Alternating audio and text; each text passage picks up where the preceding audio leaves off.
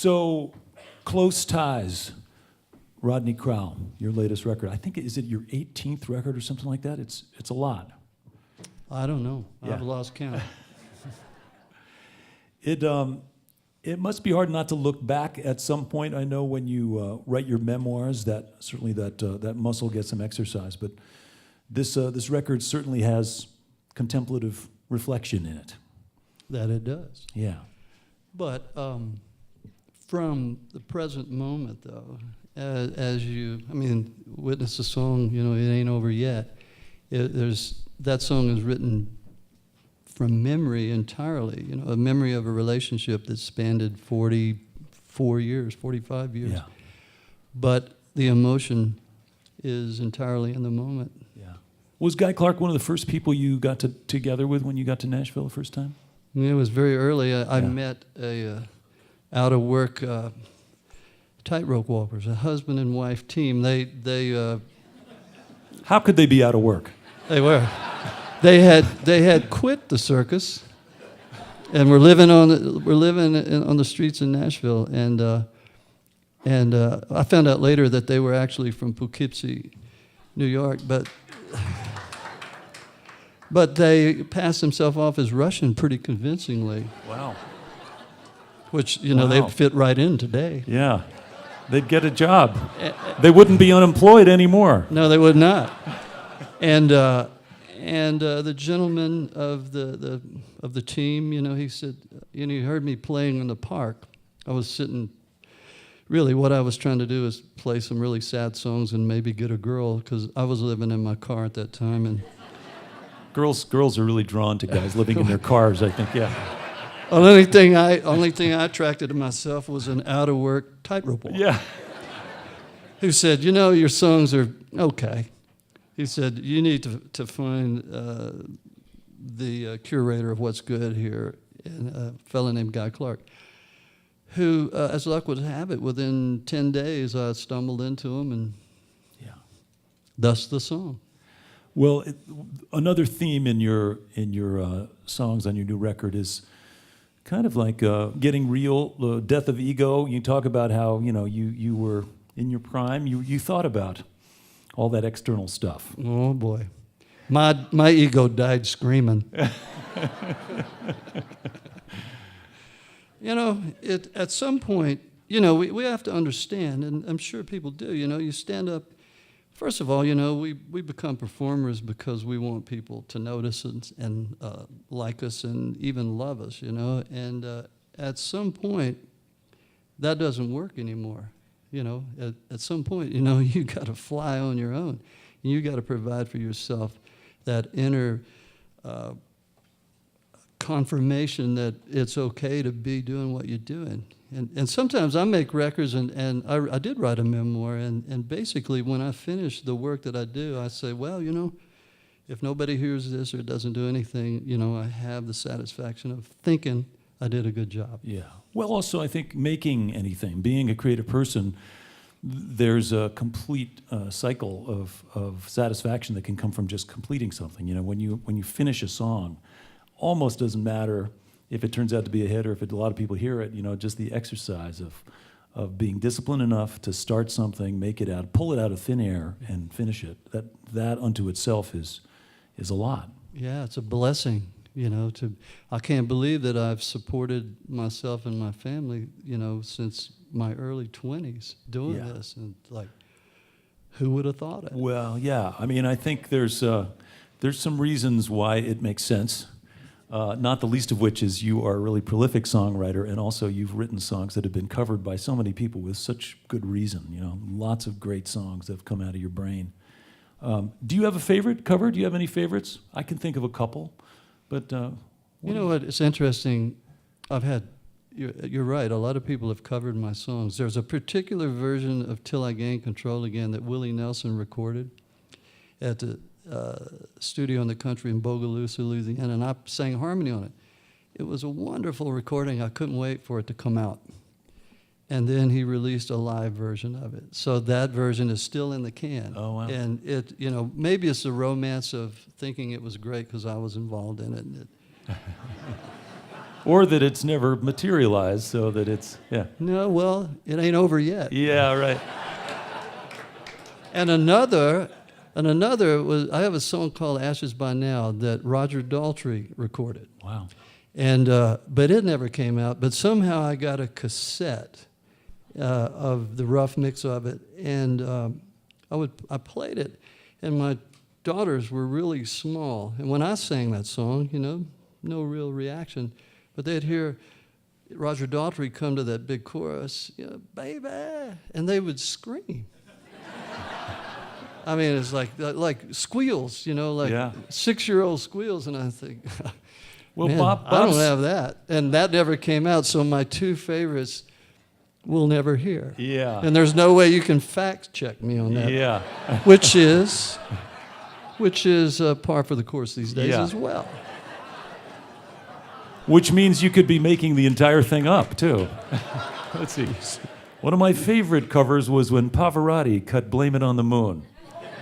No, I mean, you could say anything. Sure. Although Bob Seger's version of that was pretty spectacular. Yes, it was. And having Waylon Jennings sing Ain't Living Long Like This is pretty cool. Yeah, very cool. Yeah. Well, I always, people sometimes, another question I get asked is, which ones do you not like?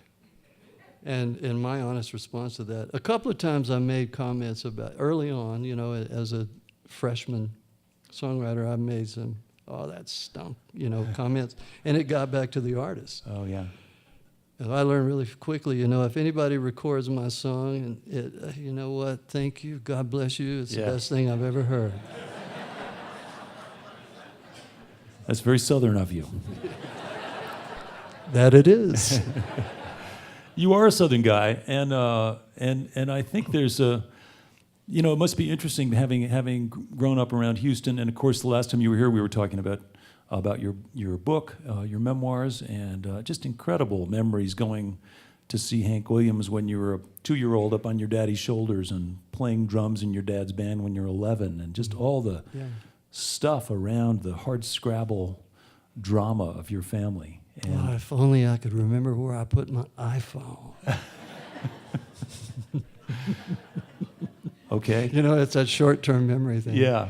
Guy Clark used to tell that joke that Susanna would say, man, you could hide your own Easter eggs. Yeah.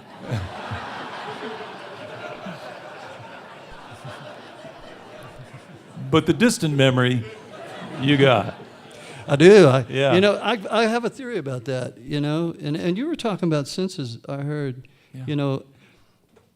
I remember a light bulb when I was, I think, 18 months old. There was an exposed light bulb overhead, and there was peeling wallpaper. My parents were truly uneducated sharecrop farm kids, just scraping by. I remember that, and that's my first memory. And I think that those first memories, the first 12, 13 years of memory for me are as vivid as they can possibly be. And then later on, the repetition of life and remembering where you put your car keys and remembering what time to set the clock and all of that, it starts to dull short-term memory. But those early memories are really vivid, and I feed off of them. I find that they're really good raw material for making songs. Does that mean you don't need to be as tuned in now as you're walking through life and thinking about, looking at the way a couple might glance at each other or overhearing a conversation? No, you must be tuned in. Yeah. Because, I keep the craft of songwriting as sharp as I can get it, because I believe truly that, the source of inspiration up there looking down is like, well, that old Rodney boy, he continues to work pretty hard at it. Let's send him a little splash of inspiration. And I think if I don't have the craft ready to go, that inspiration is going to looking for somebody else. Yeah. Well, are there other avenues that you think about creatively that you haven't yet explored? Because you've done writing, you've done songwriting, you've been music director, you've been engaged with all kinds of productions, you've paid for a few weddings that you probably, I suspect, have been involved with. Yeah. Well, I did some acting, and it was fitting that it wound up on the cutting room floor. Oh, wow. So, well, you know what? They don't do it on film anymore. So it wound up, the delete button got hit. Let me ask you one last thing before we get back to music. We, are living in pretty interesting times, and you're a guy who travels all over the country, singing songs and expressing yourself. And so, again, being a Southerner, we see signs of divisiveness around the country. Do you feel that at your shows at all? Do you feel that sort of change in the tenor, particularly in the South when you're traveling around, or is it just people come to hear the music and you sing the songs? Back in 2003, when we were going into Iraq, I thought this was a foolish thing to do, and I wrote some protest songs, and I remember performing in Houston, and I played the song "Don't Get Me Started." I didn't want to go into, I thought it was a waste of human lives and resource to do it. But as I performed the songs, it was like I saw it. It was physical. The crowd just split itself. And it didn't really happen. They didn't physically get up and move. Right. But I saw the split. Psychically, I saw the split. And I said to myself then, it's like I have very strong feelings about our culture. We are a country divided, and I don't like it. I really, deeply down, it troubles me. And I can't pass judgment on anybody on the other side of whatever my side is, of what my side is. I refuse to pass judgment on them, although I have it in my heart that I'm right. But that said, as a performer, people are paying money to be performed and hear me play music, and I don't want to bring that to the audience because I don't want to contribute to the divisiveness. Yeah. Do you have another outlet for that, those thoughts, those ideas, or do you? Yes. Conversation with your friends? Fundraising. Yeah. Well, listen, it's a really interesting time to be an artist of any kind. It's also just really interesting to be an artist of your stature, with your legacy and your history and your relationships, because it really is true. You've been connected to so many creative people for so many years. It's great to see you still chasing that muse, looking for inspiration and honing your craft. So thanks for making new records. Thanks for coming back to eTown. Thank you. Yeah. Let's get back to music. Welcome back, Rodney Crowell.